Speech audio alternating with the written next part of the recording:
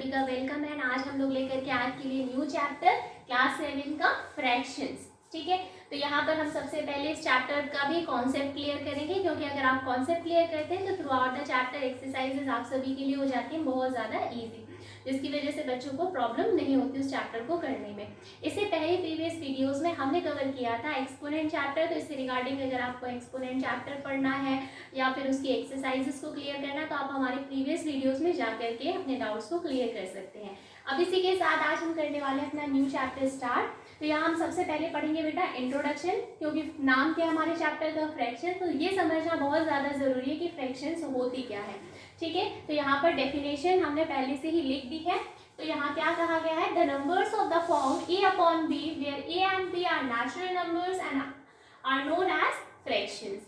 तो natural numbers तो मालूम होंगे ना सभी बच्चों को, अगर नहीं भी मालूम है तो भी हम इसमें क्या करेंगे, क्लियर कर लेते हैं। नेचुरल नंबर्स होते हैं हमारे नॉर्मल काउंटिंग नंबर्स जो हम नॉर्मली यूज करते हैं। जैसे कि एग्जांपल में हम ले सकते हैं 1 2 3 4 5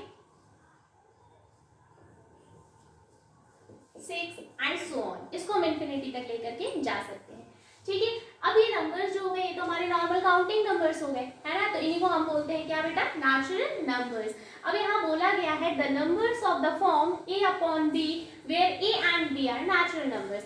जब भी कोई नंबर जो होता है वो हमारा अपॉन की फॉर्म में है, जैसे यहाँ लिखा हुआ है a upon b, तो कोई भी नंबर जब हमारा अपॉन की फॉर्म में होता है और वो नंबर्स हमारे नेचुरल नंबर्स होते हैं तो उसे हम बोलते हैं फ्रैक्शंस। ठीक है, जैसे कि हमने यहाँ पर देखा a upon b है। अब इसी में एग्जांपल हम ले सकते हैं क्या बेटा, 3 upon 5 हो जाएगा, 6 upon 7, है ना, तो ये 3 upon 5, 3 भी हमारा नेचुरल नंबर है, 5 भी हमारा नेचुरल नंबर है, 6 है, 7 है, ये भी हमारे नेचुरल नंबर है। पर ये जो नंबर्स है वो अपॉन की फॉर्म में है। ठीक है, तो कोई भी नंबर जब क्या होता है अपॉन की फॉर्म में होता है तो वो हमारा क्या बन जाता है, फ्रैक्शन बन जाता है। अब इसी के साथ बच्चे काफी ज्यादा कंफ्यूज होते हैं जब नंबर अपॉन की फॉर्म में ना हो, जैसे हमने कहा 2 3 5, है ना, तो अब आपसे ये पूछा जाए कि बेटा आप बताइए कि ये क्या फ्रैक्शन है। ठीक है, तो आप बोलोगे कि मैम ये तो फ्रैक्शन ही नहीं है क्योंकि अपॉन की फॉर्म में नहीं है। ठीक है, तो यहाँ पर कभी कोई नंबर होता है सिंगल होता है अगर, तो हम इसमें नीचे क्या ले लेते हैं बेटा, अपने मन से 1 ले लेते हैं। अब जब हमने नीचे 1 लिख लिया तब तो ये कन्वर्ट हो गया ना फ्रैक्शन में, तो ऐसे ही हम क्या करते हैं, कोई भी नंबर सिंगल होता है तो उसके नीचे क्या ले लेते हैं बेटा, अपने मन से 1 लिख देते हैं, मतलब 1 लिखा ही जाता है। ठीक है, तो ये क्या हो गया हमारा, कन्वर्ट, फ्रैक्शन में कन्वर्ट हो गया। तो आई होप कि इससे रिगार्डिंग अभी तो किसी को कोई डाउट नहीं होगा, लेकिन अगर इससे रिगार्डिंग कोई भी आपके पास डाउट है, अदर एक्सरसाइजेस से आपको कोई क्वेश्चन समझ में नहीं आ रहा है तो प्लीज़ आप कमेंट सेक्शन में लीव करें। हम आपकी जो भी प्रॉब्लम है, जो भी डाउट है उनको सॉल्व करने में आपकी हेल्प करेंगे। इसके बाद यहाँ पर दिया गया है इन a upon b we call a as numerator and b as denominator। अब यहाँ पर जो a upon b है ये भी फ्रैक्शन की फॉर्म में लिखा है, लेकिन उन्हें बोला कि उन्होंने ये कहा कि जो a है वो न्यूमिनेटर है एंड b जो है वो डिनोमिनेटर है। अब इसे समझने के लिए हम एक एग्जांपल लेते हैं, जैसे हमने कहा यहाँ पर 3 upon 5। ठीक है, तो जब भी कोई नंबर फ्रैक्शन में होता है तो हम क्या कहते हैं, ऊपर वाला नंबर क्या हो जाता है बेटा, न्यूमिनेटर हो जाता है। ठीक है, ऊपर जो नंबर लिखा होता है उसको हम बोलते हैं न्यूमिनेटर एंड नीचे जो नंबर होता है उसको हम बोलते हैं डिनोमिनेटर।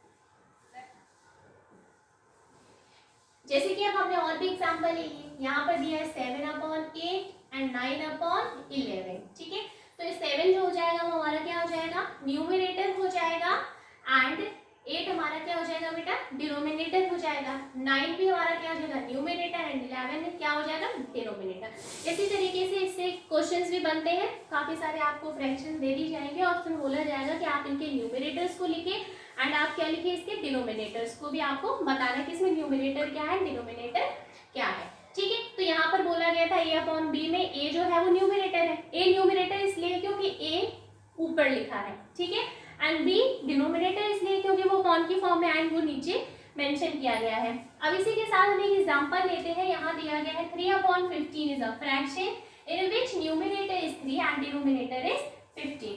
अब यहाँ पर बोला गया है कि कोई फ्रैक्शन में नंबर दिया है 3 upon 15, तो 3 हमारा क्या हो जाएगा, न्यूमिनेटर हो जाएगा एंड 15 डिनोमिनेटर हो जाएगा, क्योंकि 3 हमारा अपॉन की फॉर्म में है, वो ऊपर लिखा हुआ है, एंड 15 जो है वो नीचे मेंशन किया गया है।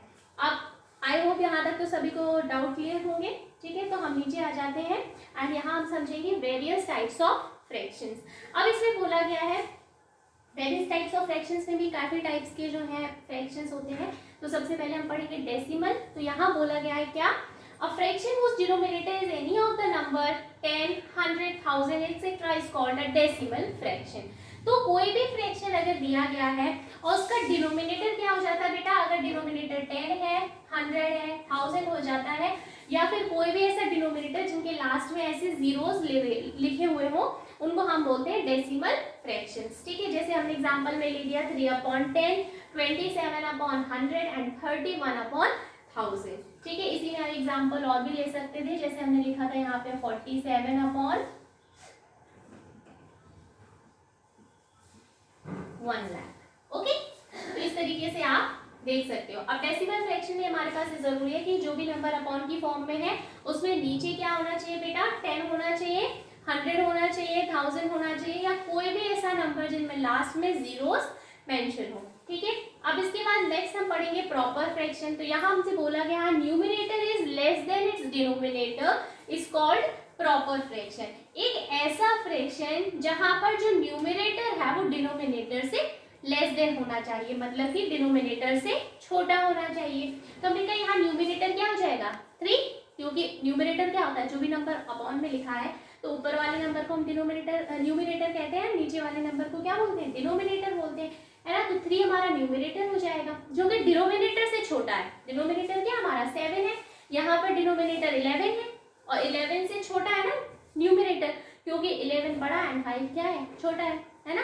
तो यही चीज हमसे बोली गई है कि प्रॉपर फ्रैक्शन क्या होते हैं बेटा, जिसमें हमारा जो न्यूमरेटर होता है वो लेस देन डिनोमिनेटर होना चाहिए, डिनोमिनेटर से छोटा होना चाहिए। तो इसमें हम एग्जांपल ले लेंगे 3/7, 5/11, 23/14 एंड 15/20। इसमें हम सभी में देख रहे हैं कि जो डिनोमिनेटर है हमारा वो न्यूमरेटर से क्या बड़ा है, एंड न्यूमरेटर जो है वो हमारा डिनोमिनेटर से छोटा है। ठीक है, अब यहाँ पर हमसे बोला गया है इम्प्रॉपर फ्रैक्शन। तो इम्प्रॉपर फ्रैक्शन क्या है, a fraction whose denominator is more than or equal to its denominator is called an improper fraction।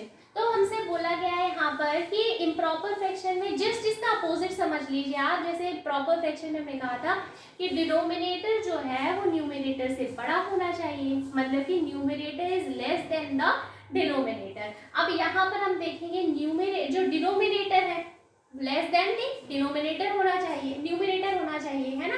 तो हमने देखा यहाँ पे अ फ्रैक्शन उस डिनोमिनेटर इज मोर देन, मतलब जो डिनोमिनेटर है वो न्यूमरेटर से बड़ा होना चाहिए या फिर उसके इक्वल में होना चाहिए। तो हमने देखा न्यूमरेटर क्या है, डिनोमिनेटर से बड़ा है ना। 11/7, 11 हमारा न्यूमरेटर है, डिनोमिनेटर क्या हमारा 7 है।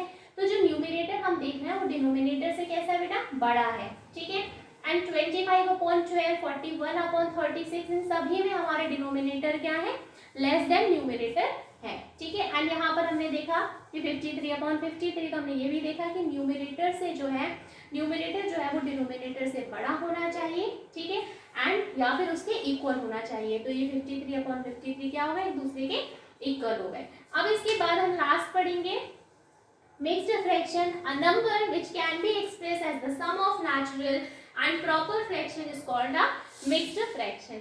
तो इसे समझने के लिए थोड़ा सा इजी लैंग्वेज हम कर लेते हैं कि जैसे भी कभी क्या होता है, कैसे अगर नंबर लिखा हुआ है जैसे होल के टर्म्स में मिक्स में लिखा हुआ है, ठीक है, 1 होल, इसको हम कैसे पढ़ते हैं, 1 होल 3/4 ऐसे पढ़ते हैं ना, 1 होल 3/4, 4 होल 5/7, 7 होल 9/13। तो कोई भी नंबर जब कभी इस टर्म में लिखा हुआ है, जैसे एग्जांपल ले लिया क्या 3 होल 5/2, तो अगर ये नंबर इस तरीके से कभी इस फॉर्म में लिखा है, अगर इसको रीड हम करेंगे तो कैसे करेंगे, 3 होल 5/2।